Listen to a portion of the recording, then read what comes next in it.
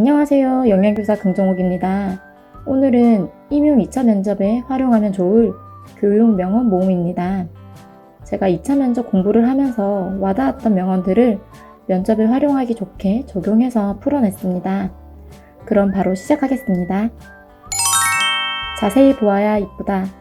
오래 보아야 사랑스럽다. 너의 꿈도 그렇다. 처음부터 완벽한 선생님이 될 수는 없다. 주변 선생님들의 도움과 학생들의 도움으로 점점 나아지는 선생님이 있을 뿐이다. 그리고 나는 그런 선생님이 되고 싶다. 어제보다 오늘, 오늘보다 내일 더 나은 선생님이 되길 원하고 노력하는 그런 선생님을 꿈꾼다.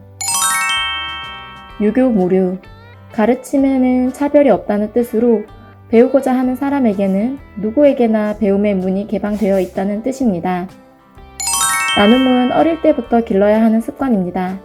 나눔이 쌓이고 쌓여 더 큰 나눔이 되기에 어릴 때부터 실천이 중요하다는 뜻입니다. 도난 사건 등의 제시문이 나왔을 때 자신의 조카를 살리기 위해 범죄자가 되었던 장발찬처럼 피치 못할 상황에서 범죄자가 될 수 있습니다. 제시문 A에서 이 부분은 아이만의 잘못이 아니라고 생각합니다. 도덕적 딜레마에서 행동의 결과도 중요하지만 그 문제뿐만 아니라 그 원인에 대해서 파악하겠습니다. 교복, 메이크업, 두발에 관한 제시문이 나왔을 때 제시문에서 A의 내용은 학생들에게 자율성을 주자는 것입니다. 자기 결정성 이론에 따르면 인간이 유능감, 관계성, 자율성의 욕구를 타고나며 이러한 욕구가 충족될 때 내재적 학습 동기가 촉진됨은 물론 행복감을 느낀다고 합니다. 학생들이 자유롭게 선택할 수 있게 함으로써 자율성의 욕구가 충족되고 스스로 자신을 통제할 수 있는 존재라고 인식하게 될 것입니다. 행복지수가 높은 아프리카는 칭찬으로 아이를 교육합니다. 존중이란 상대방의 욕구와 감정을 살피는 것입니다. 자신을 사랑하는 법을 배워야 합니다. 현대사회는 평가의 잣대와 지나친 경쟁으로 인하여 자존감이 하락한 친구들이 많습니다. 제가 교사가 된다면 작은 성공이 쌓일 수 있도록 도전적 과제를 제시하여 학생들의 자존감 향상을 이루겠습니다. 교사부터 자존감을 높여야 한다고 생각합니다. 아이들의 자존감이 지하 10층으로 뚝 떨어졌을 때 지하 11층으로 가서 아이들을 보호해야 하는 것이 교사라고 생각합니다. 교사의 따뜻한 품속에서 다시 나아갈 힘을 주겠습니다. 스티븐 프라이가 말했습니다. 동물들을 관찰해보니 곰은 곰이더라. 개구리는 개구리더라. 100% 최선을 다해 곰답게 살고 개구리도 태어나서 100% 개구리답게 살며 죽는다. 그런데 오로지 인간만이 평생을 자기답지 않게 살기 위해 노력하다 죽는다. 이 이야기를 듣고 왜 우리는 사회의 가치에 갇혀 내가 아닌 다른 누군가를 흉내낼까라고 생각했습니다. 세상에 하나밖에 없는 예술품으로 태어나 왜 평생을 거쳐 공산품이 되다가 죽을까요? 내가 원본이고 실제입니다. 남을 위한 나, 남에 의한 나, 남의 나를 살지 말고 그냥 나를 살라고 학생들에게 이야기해주고 싶습니다. 공자, 하기 시습지 불력 여로하라. 배우고 때로 익히면 기쁘지 아니한가. 공자의 말씀처럼 배움의 즐거움을 알도록 배려하고 기회를 만들고 동기를 부여하는 것이 교사의 역할이라고 생각합니다. 공자, 들은 것은 잊어버리고 본 것은 기억만 되나 직접 해본 것은 이해된다 라는 말을 따라 다양한 방법을 적용하고 그중 실질적인 것을 활용하여 수업에 접목시키고 그 결과 학생들이 발전해 나가는 모습을 보면서 교사는 꾸준한 연구에 대한 열정과 힘을 얻습니다. 행복한 교육이란 무엇일까요? 아이들이 삶의 주인공으로 주도적으로 살아갈 수 있도록 도와주는 것. 경쟁보다는 협력을 통해 사람과 더불어 가며 사람 속에서 행복할 수 있도록 이끌어주는 것이라고 생각합니다. 더불어 함께 할 때 교육은 더욱 빛이 납니다. 모델링과 관련된 제시문이 나왔을 때 논어에서 덕으로 정치를 하는 것은 무별들이 북극성을 따르는 것과 같다고 하였습니다. 저는 교사 또한 마찬가지라고 생각합니다.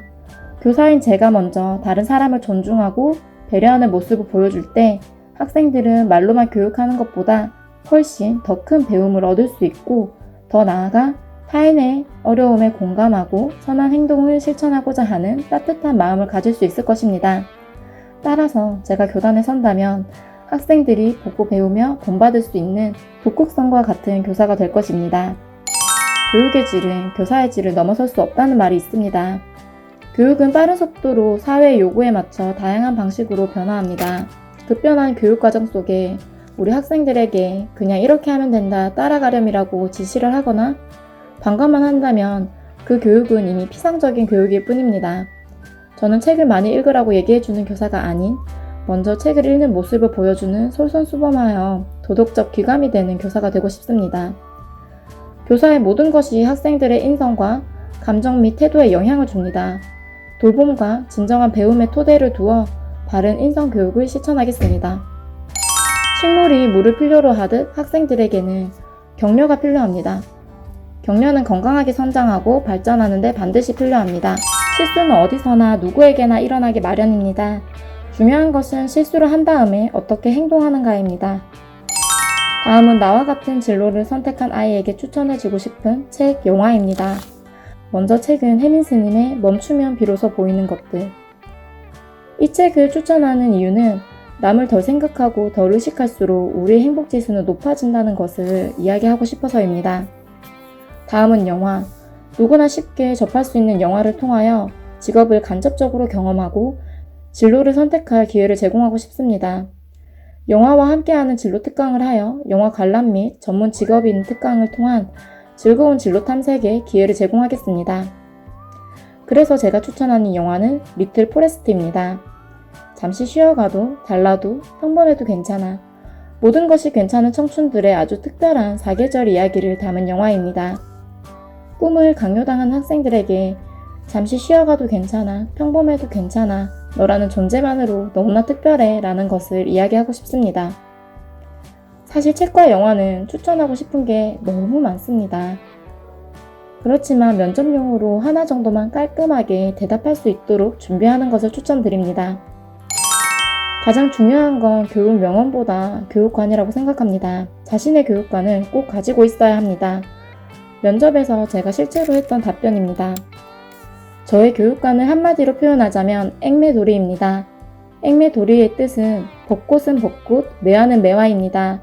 자신의 특징을 살려서 자신만의 꽃을 피울 수 있다는 뜻으로 학생의 개성과 주체성을 인정해주고 다양한 특성을 고려해주자라는 의미입니다. 이렇게 답변했는데요. 타지역 기출이었는데 교육관을 말하고 교육관에 어울리는 글을 고르라는 문제도 있었습니다. 그런 문제의 경우는 이어서 이렇게 답변하면 되겠죠. 이러한 저의 앵매도리라는 교육관에 어울리는 글은 100명이 있다면 100개의 답이 있다입니다. 현대사회에는 창의 융합형 인재가 중요합니다. 학생들은 각자 개개인의 특성이 있고 그 특성에 맞는 교육을 통해서 창의력을 개발해 나갈 수 있다고 생각합니다. 먼저 이를 위한 학습 지도 측면에서의 실천 방안을 말씀드리겠습니다. 저는 다양한 수업 기법을 활용하겠습니다. 문제 해결 학습, 토익, 프로젝트 학습 등 다양한 학습 기법을 통해 학생들의 사고를 자극하고 학생들의 특성에 맞는 수업을 만들기 위해 노력하겠습니다. 다음으로 생활지도 측면에서의 실천 방안을 말씀드리겠습니다. 학급 자치활동을 활용하여 자율적으로 학급 규칙을 제정하도록 하겠습니다.